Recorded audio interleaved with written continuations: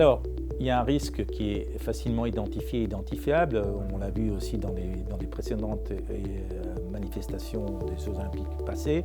C'est le risque de corruption dans le cadre de la construction des infrastructures, de l'attribution des Jeux. C'est un risque évident et c'est un risque auquel les entreprises doivent être conscientes. Il y a aussi un risque réputationnel pour les entreprises qui est le fait de se retrouver, même si elles-mêmes n'ont pas contribué à ce fait-là, dans un dossier dans lequel il y a des allégations de corruption qui tournent autour de l'événement qui éventuellement elles sponsorisent ou pour lesquels elles ont eu des partenariats. Et le troisième risque est un risque de conflit d'intérêts, parce que le monde sportif est un monde relativement fermé, avec peu d'acteurs, dans lequel il y a beaucoup de personnes qui se connaissent, et c'est un risque qu'on voit à tous les niveaux. Alors, juste pour rappeler que donc, il y a deux institutions qui ont été créées dans le cadre de la préparation des Jeux Olympiques de Paris. Le comité d'organisation des Jeux Olympiques, qui s'occupe de l'événement lui-même, de l'organisation des événements, de l'organisation des épreuves sportives. Donc les 3 semaines des Jeux Olympiques et après des Jeux paralympiques. Et la Solideo, qui est une entité publique qui, elle, a été créée pour la livraison des infrastructures. Entité publique d'ailleurs qui assure elle-même la livraison directe de 15% des infrastructures, mais 85% de cela sont en fait attribués à des collectivités territoriales et la Solideo a un rôle de supervision.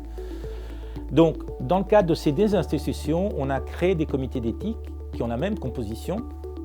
Ils sont là, en effet, pour prévenir les conflits d'intérêts, pour assister les deux institutions, pour développer des chartes éthiques et des documents éthiques qui peuvent aider les collaborateurs de ces deux institutions à mieux appréhender les risques éthiques et à mieux les combattre.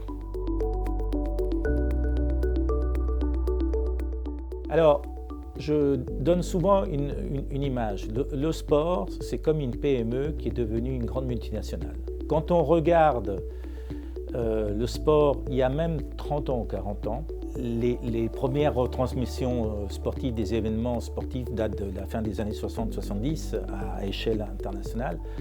On voit que la masse d'argent qui est arrivée dans ce secteur est absolument faramineuse.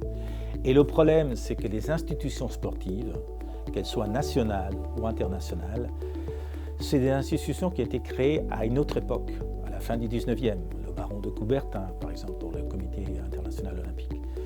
Je ne suis pas convaincu que ces institutions aient suivi l'évolution du secteur lui-même. Et donc, il y a un hiatus, si vous voulez, entre la gouvernance des institutions et l'importance économique du secteur.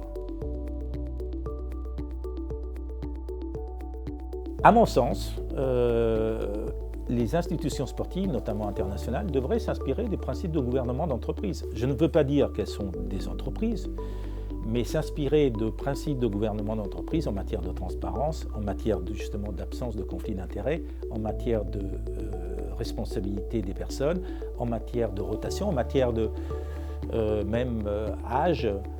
Il y a beaucoup d'instances sportives dans lesquelles il n'y a pas d'âge de retraite, entre guillemets, où il n'y a pas de terme de mandat. Les personnes peuvent exercer des mandats pendant 4 ou 5 mandats différents. Je crois qu'il y a vraiment une mise à jour, une intériorisation par le mouvement sportif du fait que, et c'est dans un sens aussi une bonne chose, ce que représente le sport, bien au-delà du sport aujourd'hui.